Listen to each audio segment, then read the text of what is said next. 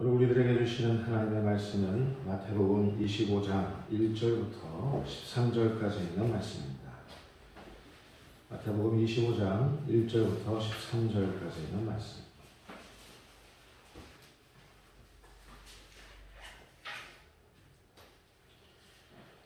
죄종이 번복하는 가운데 하나님께서 직접 여러분들에게 말씀으로 음성으로 들려주실 수 있기를 바랍니다. 그때 천국은 마치 등을 들고 신랑을 맞으러 나아간 10 처녀와 같다 하리니 그 중에 5은 미련하고 5은 슬기 있는지라. 미련한 자들은 등을 가지되 기름을 가지지 아니하고 슬기 있는 자들은 그릇에 기름을 담아 등과 함께 가져갔더니 신랑이 더디옴으로 다 졸며 잘세. 밤중에 소리가 나되 보라 신랑이로다 맞으러 나오라 하매 이에 그 처녀들이 다 일어나 등을 준비할세. 미련한 자들이 슬기 있는 자들에게 이르되 우리 등불이 꺼져가니 너희 기름을 좀 나눠달라 하거늘 슬기 있는 자들이 대답하여 이르되 우리와 너희가 쓰기에 다 부족할까 하노니 차라리 파는 자들에게 가서 너희 쓸 것을 사라 하니 그들이 사러 간 사이에 신랑이 꿈으로 준비하였던 자들은 함께 혼인잔치에 들어가고 문은 닫힌지라. 그 후에 남은 처녀들이 와서 이르되 주여 주여 우리에게 열어주소서. 대답하여 이르되 진실로 너희에게 이르노니 내가 너희를 알지 못하노라 하였느니라. 그런즉 깨어있으라. 너희는 그 날과 그 때를 알지 못하느니라. 아멘. 준비된다는 것이라는 제목을 가지고 같이 하나님의 음성을 구할 때 저는 저에게나 함께 예배하는 우리 모두에게 주님이 말씀하실 수 있기를 바랍니다. 그리스도인들 삶의 가장 궁극적인 목적은 누가 뭐라 해도 천국입니다.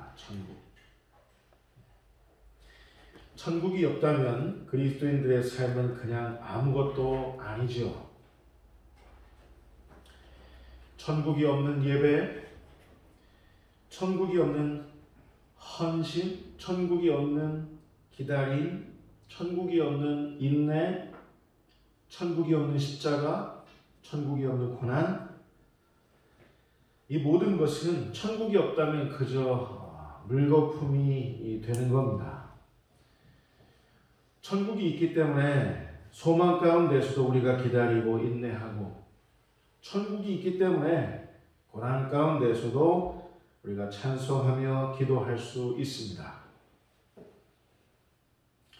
그런데 그 천국의 문 앞에서 우리 주님이 우리 중에 어느 누군가를 향하여 내가 너를 잘 알지 못하노라, 내가 너를 잘 알지 못하노라 하신다면 그만큼 모골이 소멸해지는 장면이 어디에 또 있을까요? 내가 잘 알지 못하노라, 내가 너를 잘 알지 못하노라, 이 말은 가장 두려운 말입니다. 두려운 말. 내가 너를 잘 알지 못하노라. 지금 현대를 살아가는 그리스도인이라 자처하는 우리 모두는 아마도 꼭 주님의 이 말씀이 우리 자신을 훑고 지나가도록 해야 할 겁니다. 내가 너를 잘 알지 못하노라. 최첨단의 의료기기가 우리 몸 구석구석을 스캔해서 우리 몸에 병든 곳이 없나 살펴보는 것처럼 이 말씀, 내가 너를 잘 알지 못하노라, 이 말씀은 우리 자신을, 우리 영혼을 훑고 지나가게 해야 할 겁니다. 내가 너를 잘 알지 못하노라. 그 일환으로 우리는 마태복음 7장 20절부터 23절까지의 말씀으로 우리의 영혼을 한번 스캔해 보도록 하겠습니다. 마태복음 7장 20절부터 23절까지 있는 말씀입니다. 우리 같이 읽겠습니다. 자, 시작. 이러므로 그들의 열매로 그들을 알리라. 나도 주여 주여 하는 자마다 다 천국에 들어갈 것이 아니요 다만 하늘에 계신 내 아버지의 뜻대로 행하는 자라야 들어가리라. 그날에 많은 사람이 나더러 주되 주여 주여 우리가 주의 이름으로 선지자 노릇하며 주의 이름으로 귀신을 쫓아내며 주의 이름으로 많은 권능을 행하지 아니하였나이까 하니 그때 내가 23절 23절은 준비 안 됐어요? 네. 마태복음 7장 23절 제가 대표로 하겠습니다. 그때 내가 그들에게 밝히 말하되 내가 너희를 도무지 알지 못하니 불법을 행하는 자들아 내게서 떠나가라 하리라. 내가 너희를 도무지 알지 못하니 불법을 행하는 자들아 내게서 떠나가라 하리라. 마태복음 7장 20절부터 23절까지의 말씀에서 제가 보기에는 가장 중요한 단어가 뭘까? 제 생각에는 열매라는 단어입니다. 열매. 또 이 열매라는 말은 태도라는 말과 직결되어 있습니다. 마태복음 7장 20절부터 23절까지 쭉 보면 열매와 태도가 어떻게 직결되느냐? 다 같이 주여 주여 연발하면서 신앙생활하는 사람들도 있었고 또 다 같이 주의 이름을 들먹이면서 종교인 노릇하는 사람들도 있었는데 이런 태도를 지닌 사람들도 있었는데 하나님 보시기에는 그들의 태도가 잘못됐다는 거죠. 입으로만 주님의 이름 들먹이면서 종교인 노릇 행사하는 그런 것 하나님 보시기에는 아주 좋지 않았다. 그들의 태도가 좋지 않았다. 그들에게는 열매가 없다라는 그런 말이죠. 주님이 요구하시는 그 태도에 있어서 큰 문제와 큰 하자가 있는 사람들이다. 이런 지적을 하고 있습니다. 주님은 이런 자들에게 또 다른 방식으로 또 이렇게 말씀하신 바 있습니다. 누가복음 17장 33절로 35절까지 있는 말씀입니다. 누가복음 17장 33절로부터 35절까지 있는 말씀. 같이 읽겠습니다. 시작. 무릇 자기 목숨을 보존하고자 하는 자는 잃을 것이요 잃는 자는 살리리라. 내가 너희에게 이르노니 그 밤에 둘이 한 자리에 누워 있으매 하나는 데려감을 얻고 하나는 버려둠을 당할 것이요 두 여자가 함께 맷돌을 갈고 있으매 하나는 데려감을 얻고 하나는 버려둠을 당할 것이니라. 아멘. 신앙생활 한다 해도 자기 목숨을 보존하고자 하는 사람들에게는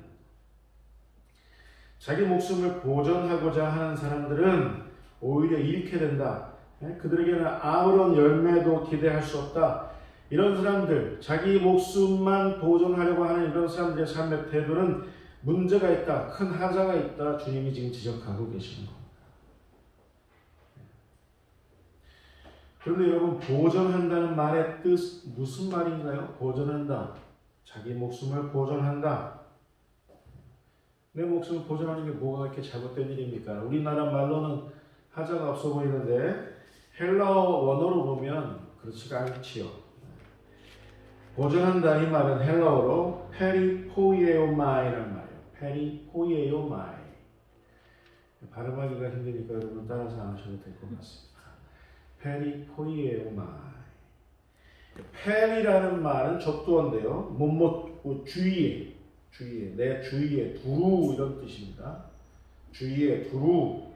그 다음에 포이에오는 뭐냐면 준비해 놓는다, 획득해 놓는다, 준비해 놓는다 이런 말이에요. 고로 자기 목숨을 보존한다는 이 말은 자기 주위에 뭔가를 두루두루 이렇게 준비해 놓고 쟁여놓고 획득해 놓는 행위 전체를 페리포이에오마이라고 하는 것이죠. 이 말 직역하면 이렇습니다.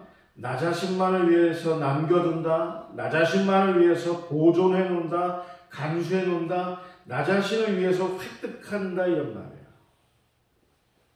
삶의 태도와 삶의 방향이 누구를 지향하고 있습니까? 자기 자신만 지향하고 있어요. 자기 자신에게 주어진 삶 전체를 오로지 자기만 살아가는 삶의 모습으로 이기주의의 삶으로 도배해 놓는 그런 태도, 이런 태도에 주님은 경종을 울리고 계시는 거죠. 내가 너를 잘 알지 못하노라. 불법을 행하는 자들아, 내게서 떠나가라. 너 자신만을 위해서 사느냐? 너 자신만을 보존하기 위해서 그렇게 사느냐? 불법을 행하는 자들아, 내가 너를 잘 알지 못하노라. 떠나가라 말씀하시는 거죠. 오늘 설교 본문에 보면 지금까지의 이런 극명한 대비를 열처녀의 모습으로 이렇게 담아내고 있습니다. 오늘 본문으로 돌아가 볼까요? 마태복음 25장 1절부터 4절까지 있는 말씀입니다. 마태복음 25장 1절부터 4절까지 같이 읽겠습니다. 시작.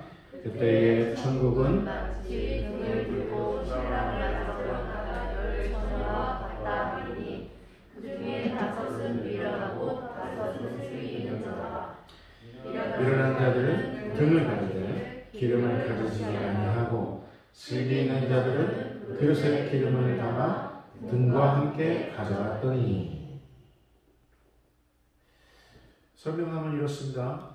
천국을 지금 목전에 두고 있는데, 저와 여러분들 같이 천국을 목전에 두고 있는데 신랑을 맞으러 나간 열 처녀가 있다는 거죠. 열 처녀 중에 5은 미련했고,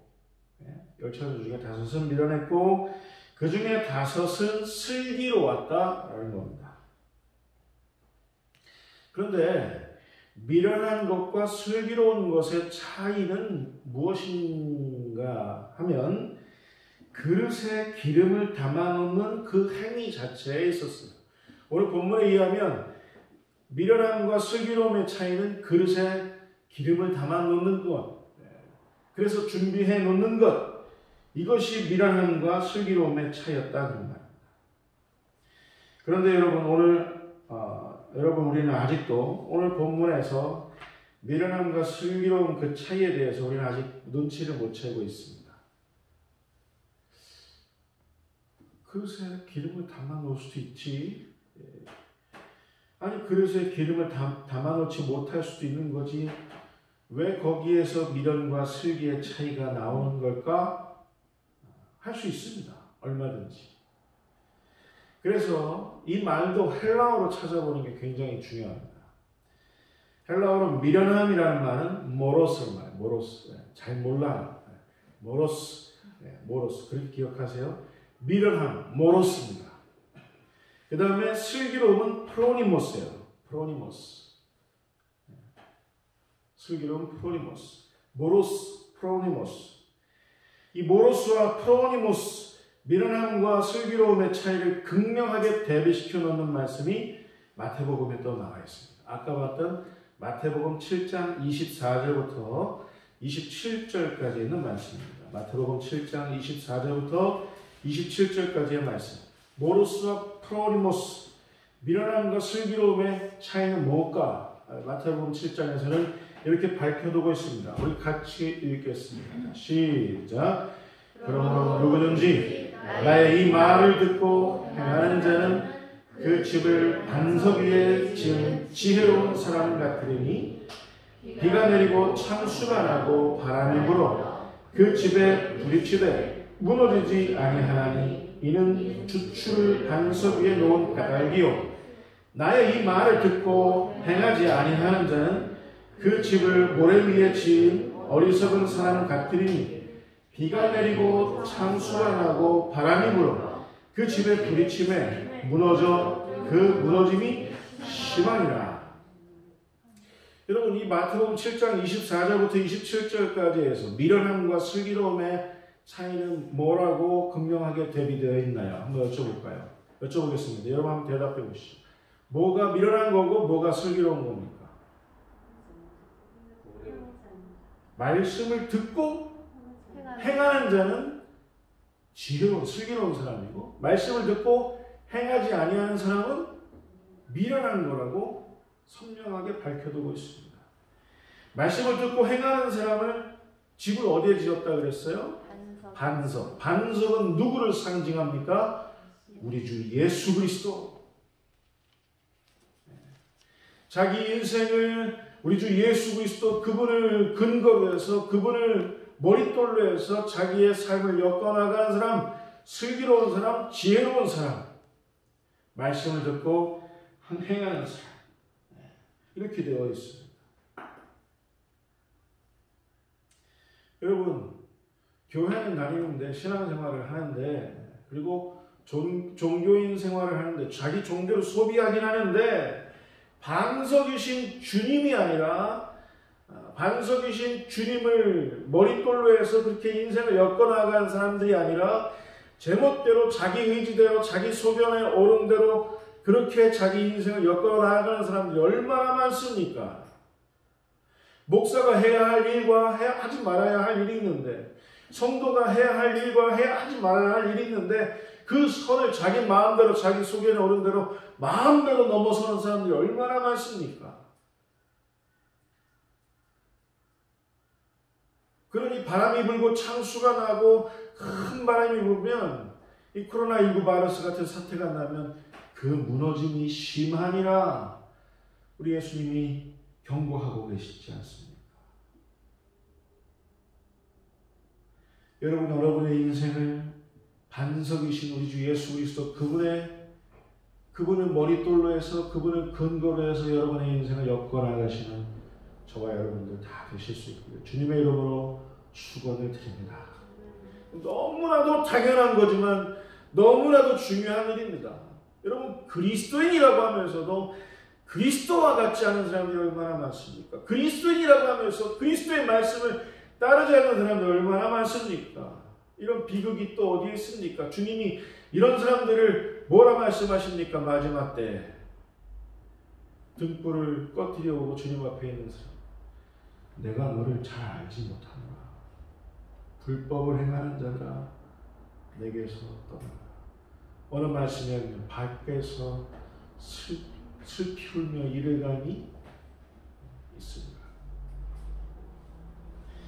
여러분 지금 우리 한국교회는 비가 내리고 있습니다. 큰 비가 내리고 있습니다. 창수가 났습니다.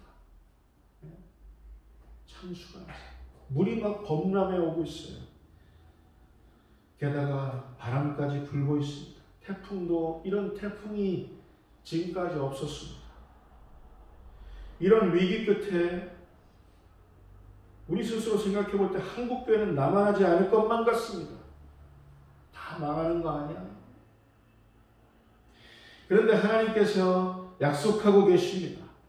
믿음이 반석 위에 있는 자들, 자기 존재의 근원과 자기 생명의 근원과 자기 인생의 근원을 하나님의 말씀에 두는 자들, 고집스럽게 그 말씀을 따르는 자들, 흰옷 입고 어린 양 예수 그리스도를 따르는 자들, 아무리 비가 내리고 창수가 나고 바람이 분다 해도 이런 사람들은 어쩔 수 없다는 사실이 오늘 성경의 증언입니다.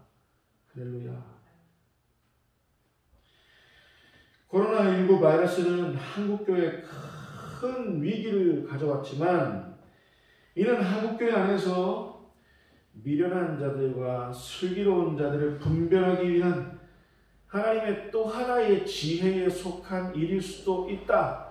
그렇게 진단하는 것, 그거 가능하다는 거죠. 제 생각에 코로나19 바이러스 사태는 한국교회를 불편하게 할 수는 있어도 한국교회 이름을 땅에 떨어뜨리게 할 수는 있어도 한국교회를 망하게 할 수 없다는 그런 결론을 요즘에 들어서 확신을 가지고 진단하고 있습니다. 여러분 코로나19 바이러스가 한국교회를 망하게 할 수 있을 것만 같지만 너네들 그러다 망할 거야 라고 하지만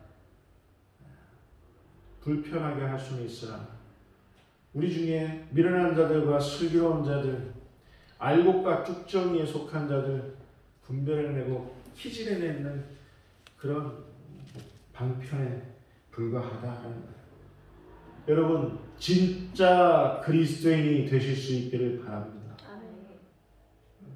여러분 알곡 그리스도인들이 되실 수 있기를 바랍니다. 바람이 어쩌지 못하는 사람들, 창수가 어쩌지 못하는 사람들, 태풍이 어쩌지 못하는 사람들, 코로나 바이러스가 어쩌지 못하는 사람들, 여러분 두려워하거나 놀라지 마십시오. 여러분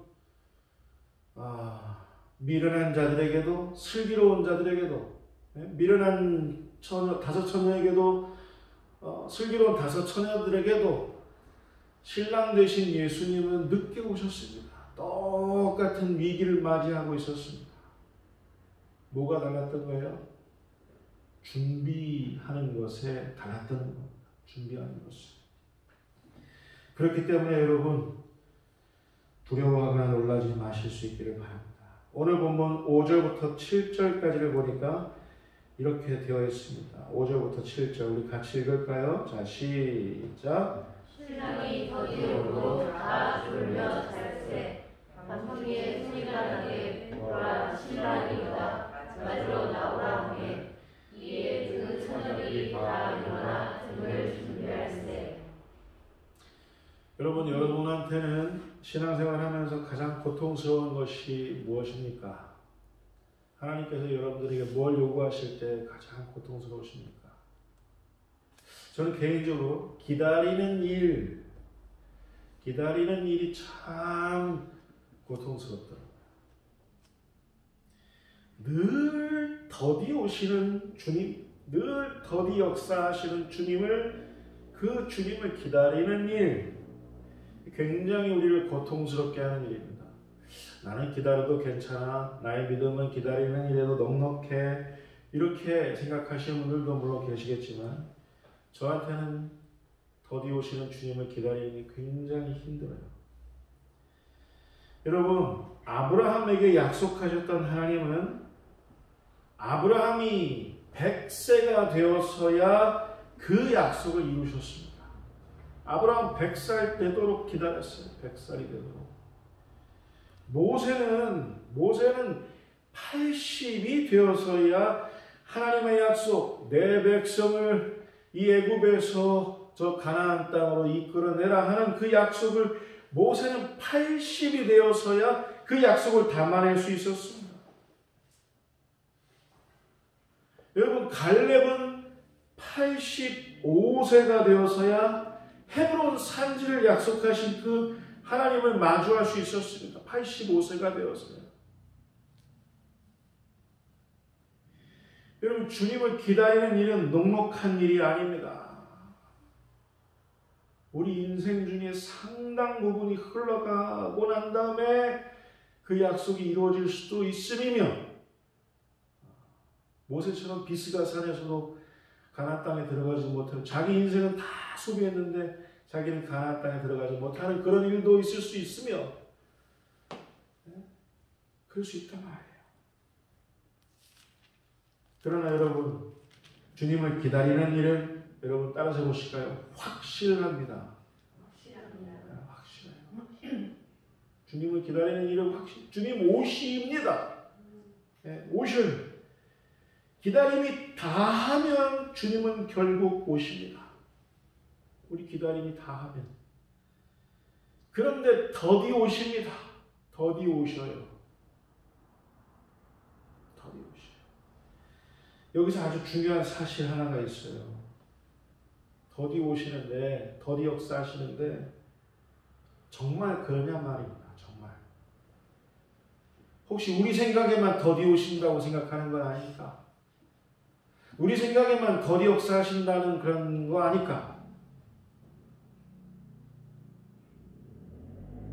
여러분 절대로 우리 주님은 지체하시는 법이 없으시다라는 것은 여러분 믿고 들어가실 수 있기를 바랍니다. 지체하시는 법이 없어요. 하나님 좀 우리 화평교회 부흥케 해주세요. 그러니까 코로나19 바이러스가 확 들어와가지고 교회가 막 비대면 예배, 대면 예배 막 왔다 갔다 하면서 아이들 좀 든든해졌나 했는데 아이들이 쭉 빠져나가고 아이들 지금 예배는 잘 드리고 있는지 믿음 생활 잘하고 있는지 확인할 방법이 없습니다. 우리 어른들은 뿔뿔이 흩어져서 각처에서 가정예배 하느라고 목사가 얼굴도 잘 확인 못해가지고 영혼에 우리 김원창 집사님 머리가 이렇게 헤어지셨는지 알 길이 도저히 없는 거예요.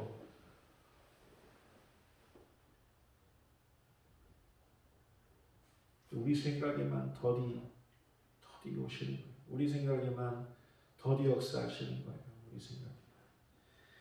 주님은 지체하지 않으세요. 오히려 가장 빠른 시간에 오십니다.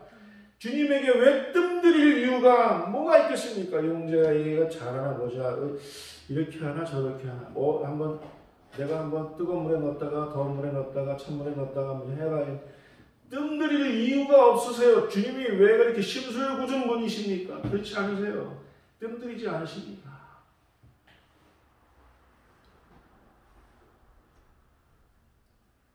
여러분 다만 여러분 따라서 보실까요? 우리가 준비되어져야 주님이 오십니다. 우리 준비되어져야 주님이 오십니다. 이건 이게 해결돼야 이게 이런 결과가 온다 그런 의미가 아니에요. 우리가 준비되어져 있어요. 우리가 준비되지 않았는데 주님이 오시는 일은 결코 없습니다. 여러분 우리 주님이 왜 지금 당장이라도 재림하실 수 있는데 왜 안 하시는 거예요?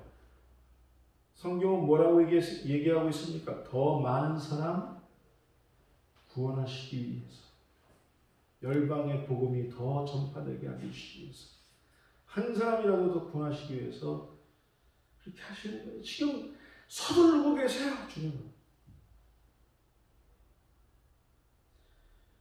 아브라함은 이삭을 낳을 준비를 100세가 되어서야 마쳤어요. 아브라함은 100세 때 준비되어졌기 때문에 하나님께서 그때 주셨던 거예요. 모세는 이스라엘을 가나안으로 이끌 그 준비를 80세가 되어서야 마쳤습니다. 갈렙은 45년 전에 약속하신 헤브론 산지를 유산으로 받을 준비를 85세가 되어서야 그 준비를 마쳤을 뿐입니다. 준비가 끝났을 때 하나님께서는 그 약속을 이루셨을 뿐입니다.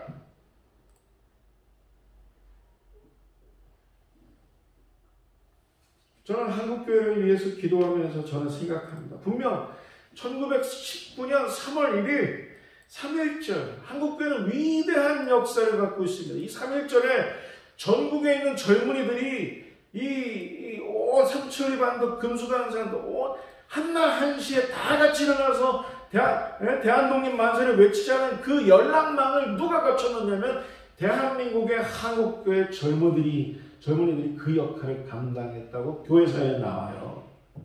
여러분 열랑망 역할을 한국교회 젊은이들이 했어요. 그리고 왜 결의의 모퉁이에서 일제의 총칼에서 피 뿌려 순교한 사람들이 얼마나 많은 사람들이 순교했는지 아세요? 한국교회 젊은이들이 순교했어요. 결의의 모퉁이 거리에서.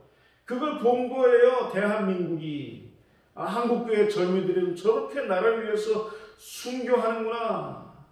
그걸 본 거예요. 그러면 그 피 뿌린 내 역사가 그냥 지금에 와서야 그냥 다 사장되는 겁니까? 아닙니다. 절대로 그렇지가 않아요. 교회사에서는.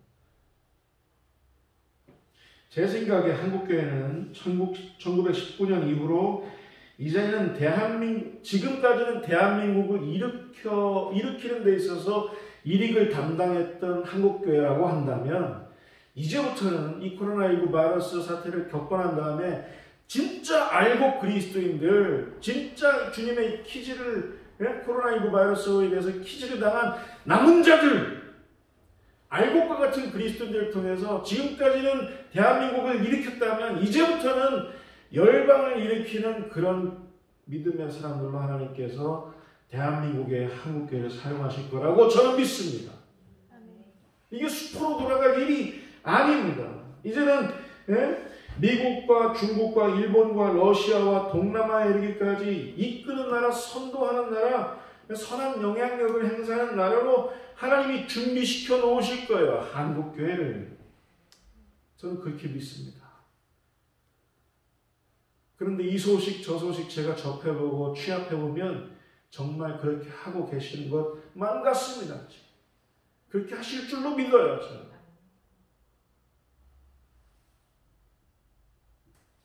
중국에 소망 없잖아요. 미국에 소망 없잖아요. 일본에 소망 없잖아요. 제가 우리 아이들이 얘기하는 국뽕에 취한 국수의 그런 사람은 아니지만 차라리 우리나라가 낫습니다. 우리나라는 백신을 개발하는데 이걸 가지고 막 장사하려고 그러는 마음으로 백신을 개발하고 있지는 않아요. 지금. 그래서 빌 게이츠가 돈도 대고 그러지 않습니까? 지금. 저와 여러분은 한국교회 이름이 이렇게 회복되는 것을 보게 될 줄 믿습니다. 지금은 남은 자들, 다시 말해서 슬기로운 사람들이 이 포로기를 보내면서 준비되고 있을 뿐입니다. 지금 준비되고 있는 거예요. 준비되는 것이 다 끝나면 우리의 기다림이 다하면 주님이 오실 줄 믿습니다. 마치 아브라함과 모세와 갈렙에게처럼 오늘 본문의 지혜로운 다섯 처녀들에게처럼 주님은 반드시 오실 겁니다. 그때 슬기에 속해 있으실 수 있기를 바랍니다. 주추를 반석 위에 두실 수 있기를 바랍니다. 문제는 저와 여러분이에요. 이 대열에 동참하느냐 아니면 이탈하느냐. 8절 9절에도 나와 있듯이 누가 대신 준비해 줄 수도 없는 문제. 나는 기름이 없어. 네 기름을 좀 나눠줄 수 있겠니? 안 통해요. 안 통해. 빌려올 수도 없어요. 우리 믿음의 분량은 우리의 믿음의 분량대로 주님 앞에 올려드릴 뿐입니다. 우리의 공력이 다해서 우리 공력이 불타버리면 불타버린 대로 구원을 받게 되는 일이 생기는 거예요. 아무런 공력 없이 그냥. 결론입니다. 오늘 본문 10절 말씀이에요. 10절 말씀 같이 읽겠습니다. 시작. 그들이 살아간 사이에 신랑이 오므로 준비하였던 자들은 함께 혼인잔치에 들어가고 문은 닫힌지라. 여러분 아까도 말씀드렸듯이 주님은 다시 오신다는 그 약속에 있어서 적어도 지체하시는 분은 아니라는 사실을 여러분 잊지 마실 수 있기를 바랍니다. 반드시 주님은 오십니다. 반드시 주님은 오세요. 그런데 미련한 자들이 꼭 엄한 일, 기름 사러 갔다 오는 일, 엉뚱한 짓에서 헤어나오지 못하고 있을 때, 자기 고집을 부리고 있을 때 주님이 그때 새벽처럼 오신다는 거죠. 문제는 그거예요. 새벽처럼 오신다. 여러분 엄한 일에 눈 돌리지 마실 수 있기를 바랍니다. 주님은 우리가 서두는 것보다, 우리가 지금 서두는 것보다 우리 주님이 더 지금 서둘러서 오신다는 사실을 기억하시기 바랍니다. 고로 여러분 우리가 히브리서 10장 36절부터 39절까지의 말씀을 기억하는 것이 굉장히 중요합니다. 히브리서 10장 36절부터 39절까지의 말씀 같이 읽겠습니다. 열쇠가 되는, 오늘 본문을 이해하는 데 있어서 열쇠가 되는 그런 성경 본문입니다. 같이 읽겠습니다. 시작. 너희에게 인내가 필요함은 너희가 하나님의 뜻을 행하기에 약속하신 것을 받기 위함이라. 잠시간만 보면 보시리라 오시리니 지체하지 아니하시리라. 나의 의는 믿음으로 말미암아 살리라. 또한 뒤로 물러가면 내 마음이 그를 기뻐하지 아니하리라 하셨느니라. 우리는 뒤로 물러가 멸망할 자가 아니라 오직 영혼을 구원함에 이르는 믿음을 가진 자라. 아멘. 아멘. 여러분 인내가 필요한 거예요. 우리에게 인내가 필요합니다. 기다림이 필요한 겁니다. 준비되는 게 필요한 겁니다. 아브라함은 100세가 될 때까지, 모세는 85세가 될 때까지, 갈렙은 85세가 될 때까지 준비되는 게 필요하고 인내가 필요하고 기다림이 필요한 겁니다. 왜 늘 더디 오시는 거냐고 주님께 볼멘 소리 할 이유가 없습니다. 여러분 우리가 더디 오시는 주님으로 인해 인내해야 할 이유는 약속하신 것을 받기 위해서라고 했습니다. 약속하신 것을 받기 위해서. 할렐루야. 주님은 지체하지 아니하신다 말씀하셨습니다. 지체하지 아니하신다. 그러니 우리더러 주님은 호소하십니다. 나의 의인은 믿음으로 말미암아 살리라. 반대로 말하면 나의 의인은 믿음으로 말미암아 믿음으로 살지 아니하는 그런 삶은 나의 의인의 삶이 아니다. 그 말씀이에요. 뒤로 물러가면 내 마음이 기쁘지 않다. 너희는 뒤로 물러가 밀어내어 멸망할 자들이 아니니라. 오직 영혼을 구원하며 이르는 믿음을 가진 자니라. 하나님께서 호소하고 계십니다. 여러분, 우리는 누구입니까? 우리는 누구입니까? 오직 영혼을 구원하며 이르는 믿음을 가진 자들, 슬기로운 자들, 하나님께서 지금 남겨놓으시는 자들, 그런 자들인 줄 믿습니다. 유명무실해서 입으로만 주여 주여 하는 자들이 아닙니다. 우리의 삶을 반석이신 주님의 말씀에 두어서 우리 인생을 엮어나가시는 사람들이 바로 우리입니다. 저는 우리 예근이나 너울 우리 친구들에게 호소합니다. 여러분의 인생을 반석 위에 두실 수 있기를 바랍니다. 창수가 날 때가 옵니다. 비가 오고 바람이 불고 창수가 날 때가 옵니다. 이 코로나19 바이러스 같은 어마어마한 사태가 옵니다. 그럴 때 주추를 반석 위에 두는 사람, 인생의 근원, 우리 생명의 근원, 우리 성공의 근원을 우리 하나님 앞에 두는 자들은 그 무너짐이 없게 될 줄 믿습니다. 주님은 곧 오십니다. 하나님의 남은 자들을 주님이 기쁘시게 드리는 저와 여러분 다 되실 수 있기를 주님의 이름으로 축원을 드립니다. 기도하겠습니다. 하나님 아버지, 우리 하나님 앞에 오롯이 잘 준비된다는 걸 다시 한번 되새겨 봅니다. 우리의 전 인생을, 우리 삶의 모든 행복을 반석이신 우리 주님 앞에 두는 우리 주님의 머릿돌로 하여 인생을 엮어나가는 모두 되게 하여 주옵소서. 그래서 슬기로운 다섯 처녀처럼 지혜로움에 속한 자들 다 되시도록 주여 우리를 불쌍히 여겨 주옵소서.